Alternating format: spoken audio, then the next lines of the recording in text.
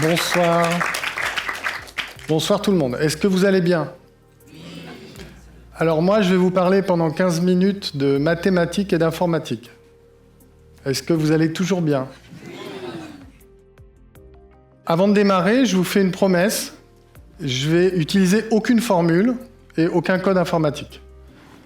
La seule chose, le seul symbole mathématique que je vais utiliser, ce sera une flèche. Donc quand je vais commencer à faire des maths, je vais vous montrer cette flèche. Voilà, donc oublions ces images de mathématiques qui vous hantent peut-être. Partons de rien. Et donc je vais vous présenter quelques grandes idées qu'il y a derrière des recherches qu'on a menées et qu'on mène toujours avec un groupe de collègues qui sont entre le laboratoire d'informatique, le LIS, à Marseille, et l'Institut de mathématiques dont je fais partie, l'I2M. Donc je vais commencer par une question très très générale, et on va affiner petit à petit. C'est la question qui motive en grande partie nos recherches. Et la question est la suivante. Est-ce que pour comprendre un tout, il suffit de comprendre ses parties? Et plus précisément, est-ce que si les parties d'un tout sont simples, et que leurs interactions sont simples, ça veut nécessairement dire que le tout est lui aussi simple? Donc, quelques exemples, pour ne pas rester dans le noir. Voici un tout qui est composé de parties qui sont des roues dentées. Okay, donc le tout, c'est une chaîne d'engrenage, une chaîne de roues. D'accord? Tout le monde ici comprend l'interaction entre deux parties. Si je fais tourner une roue dans un sens, l'autre tourne dans l'autre, à la même vitesse. Elles sont de même taille. Dans ma chaîne d'engrenage, cette interaction se propage, et je crois qu'ici, tout le monde comprend ce qui se passe dans cette chaîne d'engrenage, peu importe sa taille. Je peux multiplier le nombre de parties de mon tout, ça ne va pas devenir essentiellement plus compliqué. D'accord ?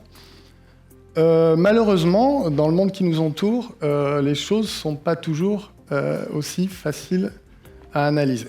Donc, je vais vous donner 3 exemples qui défient un peu cette intuition que le tout s'expliquerait à partir de ces parties. Mes 3 exemples sont représentés avec en haut les parties qui interagissent et en bas les tout qui leur correspondent. Donc, de gauche à droite, les gaz. Donc, vous savez sans doute que les gaz en physique sont modélisés par des particules qui s'entrechoquent, comme des billes, et un très grand nombre de ces particules. Mais à la base, c'est juste des billes qui s'entrechoquent. Tout le monde ici comprend comment 2 billes s'entrechoquent, changent de direction après le choc. Pourtant, quand on prend des milliards de billes qui s'entrechoquent, et ça, je crois que ça correspond à peu près à une unité de volume de gaz raisonnable, eh bien, c'est beaucoup plus difficile que dans le cas des engrenages de comprendre le tout. Ok, premier exemple. Deuxième exemple, qui est encore plus, à mon avis, clair pour vous, c'est le réseau de neurones dans notre système nerveux à l'intérieur du cerveau. On peut raisonnablement dire qu'on comprend un neurone individuel. On comprend même comment 2 neurones communiquent. Pourtant, dans le cerveau, il y a des dizaines ou des centaines de milliards de neurones connectés. Et là, je crois que personne ici prétend comprendre complètement le cerveau humain. Ok ? Dernier exemple, parce qu'il va nous intéresser dans la suite, l'ordinateur. Bon, plus précisément, un microprocesseur dans un ordinateur, c'est un tout composé de parties qui sont des transistors. Je ne sais pas si vous le savez.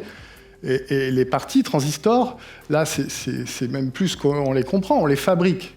C'est nous qui les contrôlons. Et on sait comment elles interagissent. On sait le comportement élémentaire d'un transistor, il est clair. Pourtant, dans un microprocesseur, il y a, là, c'est comme le cerveau, dizaines ou centaines de milliards de transistors dans un microprocesseur. Et là, je ne sais pas si on peut dire qu'on comprend complètement ce que peut faire un microprocesseur. On comprend comment marche l'ordinateur quand on l'a bien démarré avec le bon programme, mais dès qu'il se met à bugger, on ne comprend plus rien. Okay ? Voilà. Donc j'ai 3 exemples. Et là, il y a en mathématiques beaucoup de façons d'élaborer sur les tout, de les analyser et de qualifier les tout complexes ou simples. Je vous propose ce soir de prendre un critère pour séparer les tout composés de parties qui sont simples, comme les engrenages, d'autres tout qui sont intuitivement plus complexes. Et ce critère, c'est le critère de la prédiction. Donc là, pour commencer, pensez intuitivement à la prédiction météo. Qu'est-ce qui se passe quand vous consultez une prédiction météo sur votre application téléphone ou un site web? En fait, c'est des données qui sont fournies à un ordinateur. L'ordinateur calcule un certain temps et donne une réponse. Il va pleuvoir sur Marseille dans 24 heures, oui ou non. Okay? Ce qui est important dans la prédiction, c'est que l'ordinateur va beaucoup plus vite que le temps qu'il faudrait pour attendre 24 heures et observer la pluie. Si l'ordinateur met 24 heures, ce n'est pas une prédiction. Donc mon critère, ça va être le suivant. Je dirais qu'un tout est simple s'il existe un programme informatique qui permet de prédire l'évolution du tout à long terme beaucoup plus vite qu'en attendant que le tout évolue et de constater où il est allé. Okay? Pour la météo, vous allez peut-être dire que ce n'est pas toujours fiable, les prédictions météo. Donc, je reprends mon exemple idiot, et là, c'est incontestable. Les chaînes d'engrenage, on sait les prédire efficacement. Si je vous donne la position initiale des roues, la vitesse de la roue que je fais tourner à une extrémité, et je vous demande quelle sera la position des roues dans 100 ans, si vous savez programmer, vous faites un programme en 1 seconde, il vous répond la position des roues. Okay? En revanche, je doute que quelqu'un ici pense qu'il existe un programme informatique qui peut prédire l'état de votre cerveau dans 24 heures en 1 seconde. On n'y croit pas. On ne croit pas qu'on puisse compresser le temps de l'évolution de notre cerveau dans un programme informatique. Très bien. Donc, petite pause. Pour l'instant, j'ai posé une question, je me suis donné un critère pour séparer les tout complexes des tout simples, mais je n'ai pas commencé les maths. Je n'ai pas fait de maths, on n'a pas vu encore d'objet mathématique. C'est le moment de faire entrer en scène, donc là on fait des maths, un objet mathématique. C'est un automate cellulaire. Donc il a un rapport avec ma question, c'est un tout composé de parties. Les parties, c'est des cases qui peuvent prendre deux couleurs, jaune ou noir, et le tout, c'est cette ligne de cases. Les parties interagissent entre elles, et je vais vous expliquer comment. C'est dessiné là-haut, mais vous allez comprendre. Une case regarde ses deux voisines, à droite et à gauche. Si elles sont de la même couleur, la case devient noire. Si elles sont de couleurs différentes, la case devient jaune. Voilà, c'est tout. Donc, c'est les règles d'interaction entre parties, j'ai complètement défini mon tout. Observons-le un peu. Je pars d'une situation initiale, donc tout en bas de l'écran, une ligne colorée. J'applique ma règle d'interaction, partout. Toutes les cases regardent leurs voisines, même couleur, pas même couleur, jaune, noir. Elles appliquent ça, hop, j'obtiens un nouvel état. Le système évolue, ok? Il évolue dans le temps. Deuxième ligne, puis troisième ligne, le temps passe, etc., etc.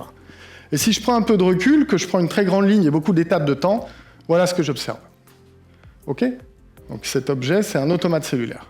Mais en fait, là, j'ai pris une règle un peu arbitraire, je pourrais en changer, avoir plus de couleurs, sur le même principe des cases qui interagissent avec leurs voisines selon les couleurs.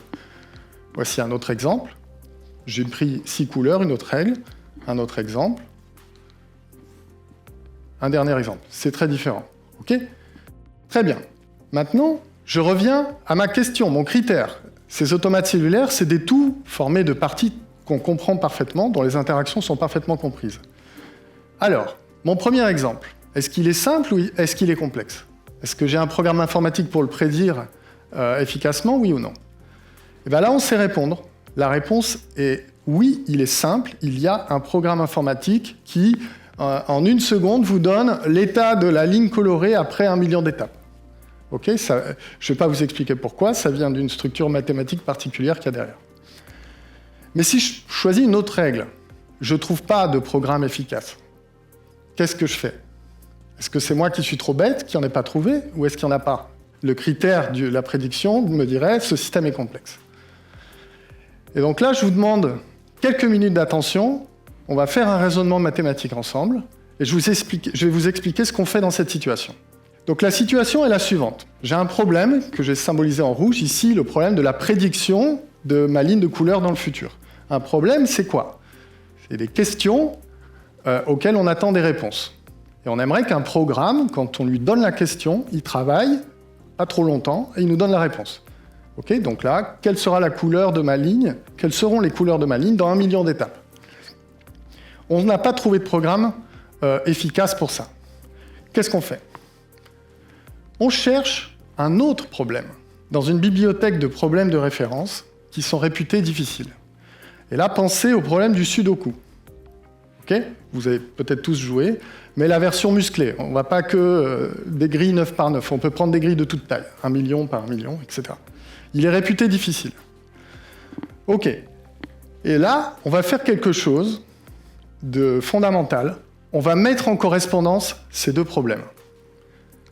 C'est-à-dire, on va faire la chose suivante. On va transformer avec un programme efficace les questions du problème vert, le sudoku, en questions du problème rouge. Cette flèche représente un programme efficace qui ne met pas longtemps. Donc je transforme des grilles, c'est la question du sudoku, c'est des grilles pas remplies, en lignes de cellules d'automates cellulaires. Puis j'ai un autre programme efficace qui, lui, transforme les réponses du problème rouge d'automates cellulaires en réponses du sudoku. Vous imaginez pas comme c'est difficile de faire ce que je fais parce que je mélange la droite et la gauche par rapport à l'écran. J'espère que j'ai pas dit de bêtises.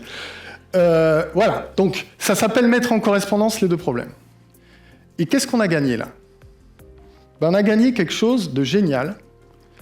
C'est que n'importe quelle solution, un programme qui résout le problème rouge qui vous est donné, vous pouvez la transformer en une solution pour le problème vert automatiquement. Pourquoi? J'ai une question verte. Je prends ma première flèche du bas, je la transforme en question rouge. J'ai mon programme efficace rouge. Il me donne la réponse rouge. Et je retransforme la réponse rouge en réponse verte. J'ai un chemin des questions vertes aux réponses vertes. Ça s'appelle un programme qui résout le problème. OK? Donc vous voyez que cette correspondance, elle est géniale parce que n'importe quelle solution pour l'un devient une solution pour l'autre. Donc ça, c'est la version pour les gens optimistes qui disent « Ah bah génial, il suffit de résoudre les automates cellulaires et je vais résoudre le problème du sudoku. » Mais en fait, personne, aucun spécialiste ne pense qu'il existe un programme efficace pour résoudre toutes les grilles de sudoku de toutes les tailles. On ne sait pas le prouver, mais personne n'y croit. Donc en fait, ce que j'ai montré là, c'est plutôt un argument très convaincant pour dire « Il n'y a pas de programme efficace pour prédire mon automate cellulaire. » Autrement dit, je rembobine tout, j'ai répondu à ma question selon mon critère. Cet automate cellulaire, vraisemblablement, il ne passe pas le critère de la prédiction, il n'est pas simple, donc il est complexe. Et c'est une des choses qu'on a fait beaucoup dans ce projet. Bien sûr, on a considéré des objets plus généraux que les automates cellulaires avec des lignes, mais l'idée, elle est fondamentalement là. La beauté de l'approche, c'est que je comprends ni rouge ni vert. En fait, c'est deux problèmes que je ne comprends pas. Je ne sais même pas dire s'il n'y a vraiment pas de solution. C'est un grand problème ouvert. Mais néanmoins, j'arrive avec ma flèche à mettre en correspondance des choses que je ne comprends pas. J'arrive à classifier, en fait, si vous voulez, les problèmes. Et du coup, je peux avancer. Là, mon problème rouge, il n'y a aucun espoir, j'arrête. Je passe à autre chose. Je l'ai classifié dans une catégorie problème difficile. Voilà, donc avant de terminer, je vais remercier évidemment tous les collègues qui travaillent avec moi, qui travaillaient sur ce projet et qui continuent à travailler. Je n'ai pas mis leurs photos, je pense qu'ils ne m'en voudront pas. Mais je vous remercie de votre attention.